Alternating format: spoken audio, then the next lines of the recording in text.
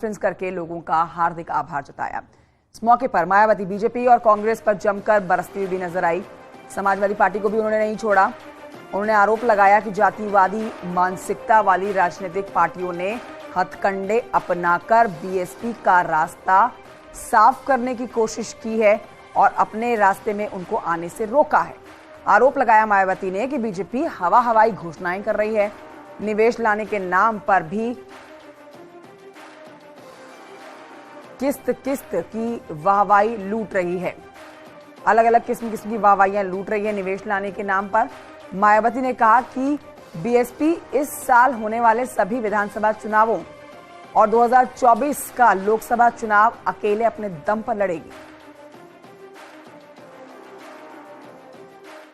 जातिवादी, संकीर्ण, सांप्रदायिक व पूंजीवादी मानसिकता रखने वाली विरोधी पार्टियों को अच्छा नहीं लगा है, जिसकी खास वजह से ही तब फिर इन्होंने यहाँ बीएसपी के विरुद्ध अंदर एकजुट होकर वह सभी साम दाम दंड भेद आदि अनेकों हथकंडे इस्तेमाल करके बीएसपी को आगे बढ़ने से वह सत्ता में आने से भी रोका है। ये भी सर्वविदित है।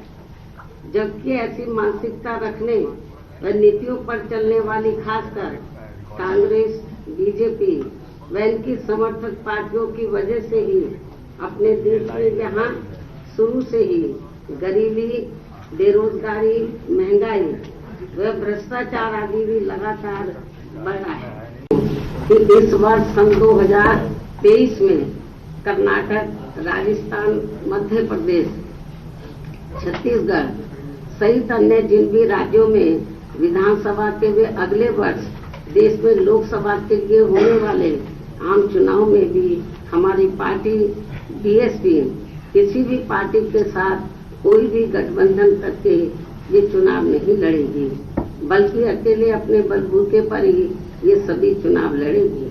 और आज पार्टी की ये नीतिगत घोषणा करना मेरे लिए इसलिए भी जरूरी हो गया है क्योंकि खासकर कांग्रेस व अन्य कुछ और दलों ने भी षड्यंत्र के तहत बीएसपी से गठबंधन करने का भ्रम जानबूझकर अभी से ही फैलाना शुरू कर दिया है। और आगे बढ़ते हैं, आपको बताते हैं 20 जनवरी को मेरठ में इन्वेस्टर्स समिट होगा और इसमें 10,000 करोड़ से अधिक के निवेश को लेकर एमओयू होगा। 60,000 से ज्यादा रोजगार सर्जित होंगे। इसके लिए सभी तैयारियां कर ली गई हैं। स्थानीय व्यापारियों के लिए ये एक अच्छा अवसर है। जिला प्रशासन ने जिले के स्टार्टअप और निर्यातकों को प्रोत्साहित करने के लिए इन्वेस्टर समिट में रोल मॉडल उद्योगपतियों को सम्मानित करने का फैसला किया है।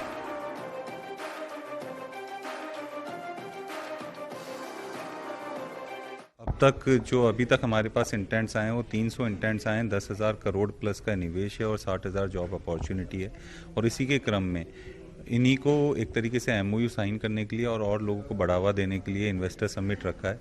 इसके 2 फोल्ड पर्पस हैं कि एक तो लोग जो निवेश करना चाहते हैं उन लोगों के साथ एक एमओयू साइन हो और उन लोगों को एक सॉलिडेरिटी हम लोग दिखाएं कि हम आप लोगों के साथ हैं। आपको जो भी इस स्टेट में और इस डिस्ट्रिक्ट में हम लोग फैसिलिटेट कर सकते हैं हम करेंगे आपके एक प्रोजेक्ट को सेटअप करने के लिए।